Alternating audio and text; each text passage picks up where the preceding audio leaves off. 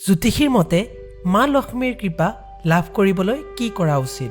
জ্যোতিষশাস্ত্ৰ অনুসৰি যদি আপোনাৰ আয় আশানুৰূপ নহয় বা ধনৰ অভাৱৰ সমস্যাই আপোনাক চিন্তাগ্ৰস্ত কৰি তোলে, তেন্তে মা লক্ষ্মীৰ কৃপা লাভ কৰিবলৈ বিশেষ নিয়ম আৰু সাধনাৰ জৰিয়তে আপোনাৰ জীৱনলৈ ধন সম্পদৰ আগমন ঘটাব পৰা যায়।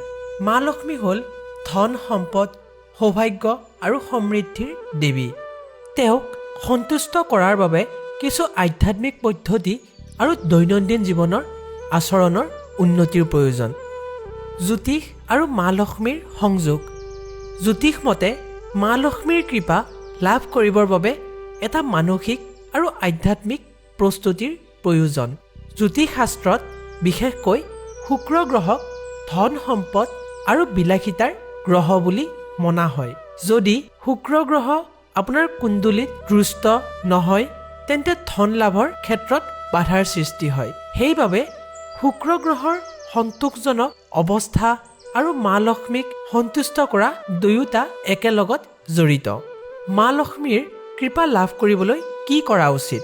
দৈনন্দিন পূজাৰ নিয়ম। মা লক্ষ্মীৰ কৃপা লাভ কৰিবলৈ দৈনিক পূজাৰ প্ৰচলন কৰাটো অত্যন্ত গুৰুত্বপূৰ্ণ। পূজা কৰিবলৈ আপুনি তলত উল্লেখ কৰা নিয়মবোৰ পালন কৰিব পাৰে। মা লক্ষ্মীৰ চন্দ্ৰিকা মূৰ্তি স্থাপন কৰক। শুদ্ধ আৰু পবিত্ৰ স্থানত মা লক্ষ্মীৰ মূৰ্তি ৰাখি পূজা কৰা উচিত। সন্ধ্যা সময়ত পূজা। সন্ধ্যা সময়ত প্ৰদীপ জ্বলাই মা লক্ষ্মীৰ কীৰ্তন বা স্তোত্ৰ পাঠ কৰিব। শ্ৰী চণ্ডিকা মন্ত্ৰপাঠ। মা লক্ষ্মীৰ অস্তোত্তৰ, শতনাম অথবা লক্ষ্মী স্তোত্ৰ পাঠ কৰাটো শ্ৰেয়। বৃহস্পতি আৰু শুক্ৰৰ সঠিক দিশে অনুগ্ৰহ। জ্যোতিষ মতে বৃহস্পতি আৰু শুক্ৰ গ্ৰহই ধন সম্পদৰ ওপৰত সৰ্বাধিক প্ৰভাৱ বিস্তাৰ কৰে। এই গ্ৰহ দুটাৰ প্ৰতি পূজা অৰ্চনা বা তৎক্ৰিয়তা বৃদ্ধি কৰিবলৈ বিশেষ নিয়ম অনুসৰণ কৰিব পাৰে। বৃহস্পতিবাৰে দিনত উপবাস পালন কৰি বৃহস্পতিৰ পূজা কৰক। শুক্ৰবাৰৰ দিনত পিঁয়াজ নোহোৱা আৰু সাধুসংগত উপকাৰমূলক কাম কৰক। নাম জপ আৰু মন্ত্ৰ সাধনা।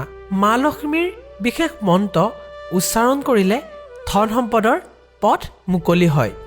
কিছু গুৰুত্বপূৰ্ণ মন্ত্ৰ হৈছে লক্ষ্মী মন্ত্ৰ, লক্ষ্মী গায়ত্ৰী মন্ত্ৰ। বাস্তুশাস্ত্ৰ অনুসৰণ। জ্যোতিষ আৰু বাস্তুশাস্ত্ৰৰ মতে ঘৰ বা কৰ্মস্থানৰ সঠিক দিশ আপোনাৰ ভাগ্যৰ ওপৰত প্ৰভাৱ পেলায়। মা লক্ষ্মীৰ কৃপা লাভৰ বাবে বাস্তুৰ কিছু নিয়ম পালন কৰাটো আৱশ্যক। ঘৰ সজাই ৰখা। পবিত্ৰতা বজাই ৰখাৰ লগতে ঘৰৰ উত্তৰ পূব দিশত বন্তি জ্বলাই পূজা কৰক। কাচি ধান বা তুলসীৰ তলে পূজা। তুলসীৰ গছে বা ধানৰ উপস্থিতিত মা লক্ষ্মীৰ সৰ্বদা সন্তুষ্ট। দাতৃত্ব আৰু সমাজসেৱা। মা লক্ষ্মী সন্তুষ্টৰ বাবে দাতৃত্বৰ মানসিকতা বিকাশ কৰাৰ ওপৰেও জোৰা দিয়া হয়। খাদ্যদান, বস্ত্ৰদান আৰু গৃহহীন ব্যক্তিক সহায় কৰা। গ্ৰীষ্মকালত পানীৰ স্থলত সহায় কৰে বা সমাজৰ বাবে পবিত্ৰ কাম কৰা। বিশেষ পঞ্জিকা দিৱসত পূজা। বিষয়বস্তু ভিত্তিক বিশেষ দিনসমূহত পূজা কৰে। দীপাৱলীৰ দিনত মা লক্ষ্মীৰ পূজা অতি গুৰুত্বপূৰ্ণ। পূৰ্ণিমা বা লক্ষ্মী পঞ্চমীৰ দিনত পূজা কৰিলে মা লক্ষ্মীৰ অনুগ্ৰহ লাভ কৰা সহজ। পবিত্ৰতা আৰু শুদ্ধতা বজাই ৰখা। মা লক্ষ্মীৰ পবিত্ৰতা প্ৰিয়। পবিত্ৰ স্থান আৰু মন বজাই ৰাখিবৰ বাবে ৰোজা সময়ত ঘৰৰ দুৱাৰ মুখত বন্তি জ্বলোৱা। অৱশ্যে পবিত্ৰ আৰু সুশৃংখল পৰিৱেশ বজাই ৰখা। মা লক্ষ্মী কৃপাৰ জ্যোতিষ মতে কিছু সহজ পদ্ধতি। সুন্দৰ পোচাক আৰু লাল ৰঙৰ প্ৰাধান্য। মা লক্ষ্মী লাল আৰু সোণালী ৰঙক পবিত্ৰ বুলিয়েই ধৰে। সেয়ে এই ৰঙৰ কাপোৰ পিন্ধা, পূজাৰ স্থানত লাল ফুল দিয়া আৰু লাল ৰঙৰ পৰ্দা ব্যৱহাৰ কৰিলে ধন লাভৰ পথ মুকলি হয়। শ্ৰী চক্ৰ পূজা। মা লক্ষ্মীক সন্তুষ্ট কৰিবলৈ শ্ৰী চক্ৰ পূজা এটা খুবেই ফলপ্ৰসূ পদ্ধতি। এই পূজাত শ্ৰী চক্ৰৰ মূৰ্তি স্থাপন কৰি সাধনাৰে পূজা কৰিব। লক্ষ্মী পূৰ্ণিমাৰ দিনত বিশেষ উপাসনা পূৰ্ণিমাৰ দিনত চন্দ্ৰৰ পবিত্ৰতাই ধন লাভৰ পথ মুকলি কৰে। এই বিশেষ দিনত লক্ষ্মীৰ পূজা কৰিবলৈ সম্পূৰ্ণ ঘৰৰ দিশ পৰিষ্কাৰ কৰি পূজা কৰাৰ পৰামৰ্শ দিয়া হয়। ঘৰৰ পূৰ্ণ বাস্তুদোষ দূৰ কৰা। যদি ঘৰত বাস্তুদোষ থাকে তেন্তে মা লক্ষ্মীৰ কৃপা নহ'ব। সেয়ে দূৰ কৰিবৰ বাবে ঘৰৰ পূৰ্ণ পঞ্চদশ দিশত শুদ্ধ বাস্তু পদ্ধতি পালন কৰক। সমৃদ্ধি বৃদ্ধিৰ বাবে বিশেষ পদ্ধতি ঘৰৰ উত্তৰ পূবৰ পৰা ধন আকৰ্ষণ কৰাৰ পবিত্ৰ উপায় অৱলম্বন কৰক।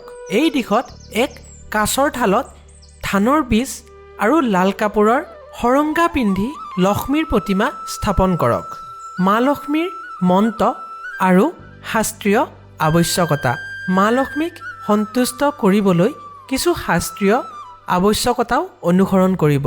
সপ্তশতী পাঠ দৈনিক সপ্তশতী পাঠে লক্ষ্মীৰ কৃপা লাভ কৰিবলৈ সহায় কৰে। তুলসী পূজা প্ৰতিদিনে তুলসী গছত পানী দি পূজা কৰা।